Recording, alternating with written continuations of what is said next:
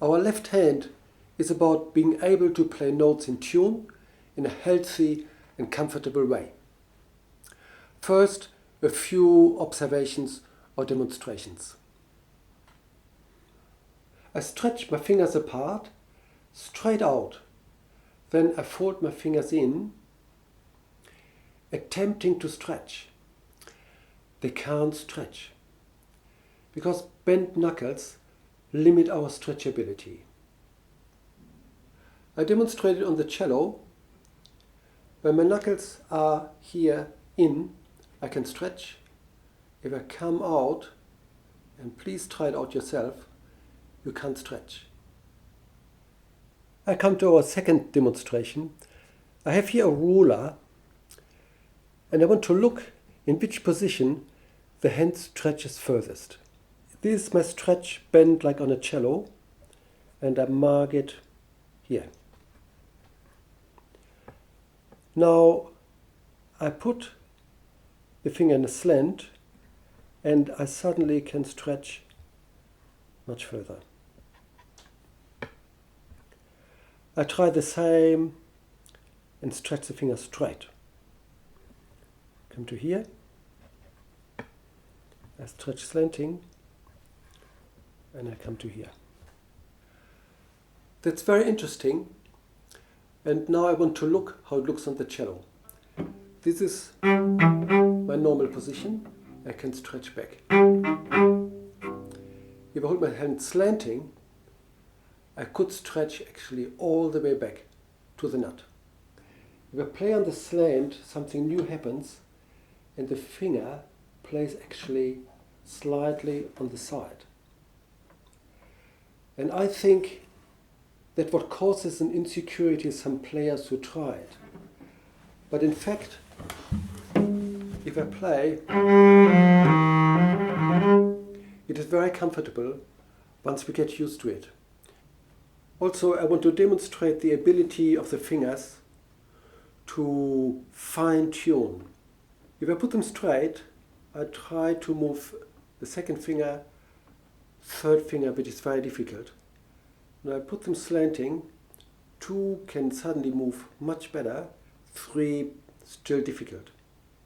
But when I fine-tune my fingers, if I play a 2, the 3 just goes with it. And if I play 3, I let the 2 go with it. Now to our third test or demonstration, and it is the importance of our wrist. I take a pencil, bend my wrist, and I push as hard as I can. When I bend it the other way, I push as hard as I can. And now I have it straight, and straight is not like this. And if you try, you feel an enormous power. And that means when we play with a bent wrist, we give away 50 to 80% of our efforts. That tires the hand out and can also cause repetitive strain disorder. Putting this knowledge about our wrist into practice means on the A string, our hand hangs virtually down. On the D string, the arm lifts slightly, G a bit more up, C string comes up even more. It looks like this.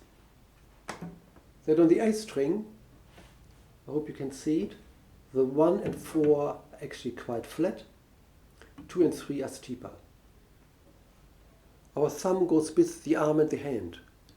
If you move too far in, the wrist goes in. If you move out, the wrist goes out. So we need to adjust our thumb. Now we start the extensions with the knowledge of what we heard before. I take here a cello of a student of mine.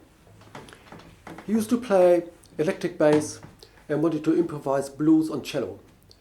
And he said, to play blues, you need flats and you need to know the extensions. So to play the extensions in tune, he marked all semitones with a stripe, hope you can see it, like frets. And I will demonstrate on his cello because you can see how the extensions work better. I put my finger here in the normal first position. Now it's important that in the extension that every finger plays in tune. So we just don't extend our hand. And you can see here 2 and 3 would be out of tune. Well, if we have to play a sequence of notes, all notes need to be in tune. So we stretch only one finger back. We don't change 2, 3, 4. Well, now the stretching up. And that's where many get it wrong. I find the name stretch up is a bit wrong. It should be called first and a half position or something like this, because we shift out of the extended back first position and we shift everything. We shift the thumb, the 1, 2, 3, 4, because then they're all in tune. I play here an exercise from my cello method, and I go to the A string, so the thumb is always linked to 2 and the 1 stretches back, so it is it.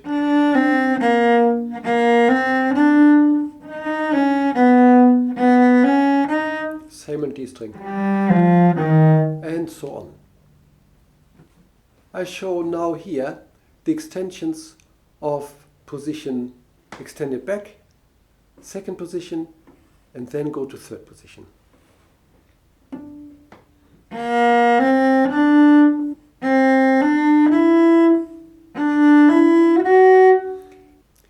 In the fourth position, the thumb comes to an end, so it can't be linked to 2 because it's locked in.